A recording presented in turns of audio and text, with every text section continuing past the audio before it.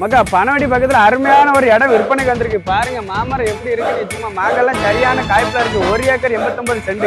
பாதி மாமரம் பாதி தென்னை அந்த பக்கம் தென்னை மரம் இருக்கு, அதை காட்டுறேன். இந்த இடம்லாம் ஏன் இப்படி இருக்குன்னு இவங்க யோசிக்காண்டாங்க பாருங்க.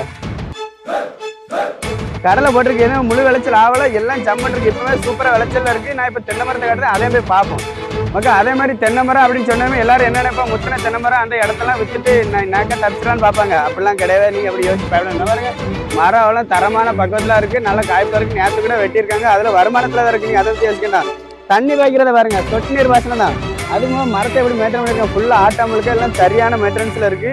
அதே மாதிரி ஃப்ரீ சர்வீஸ், ஃபுல்லா ஃப்ரீ சர்வீஸ், தண்ணி செழிப்பு, சுற்றி ஆடு மாடு வரன்னு சொல்லி அதை பற்றியும் வச்சுக்கேன்டா. ஃபுல்லாக டைமண்ட் பென்சிங் போட்டிருக்கு. இடத்தோட விலை சென்ட்டுக்கு 70,000 சொல்கிறாங்க. நீங்கள் நேரில் வந்து ஃபஸ்ட்டு இடத்த வந்து சூஸ் பண்ணுங்கள். எப்படி நல்லா இருக்கா அருமையாக இருக்கான்னு சொல்லி பார்த்துடுங்க. உங்களுக்கு மனசுக்கு பிடிச்சிட்டு அப்படின்னா நேராக ஓனத்தப்போம் இருக்கிற ரேட்டுக்கு குறைச்சி பேசுவோம். அதான் நம்ம கடமை. உங்களுக்கு மனசு திருப்தியாக இருக்குன்னா அதான் எங்களுக்கும் திருப்தி.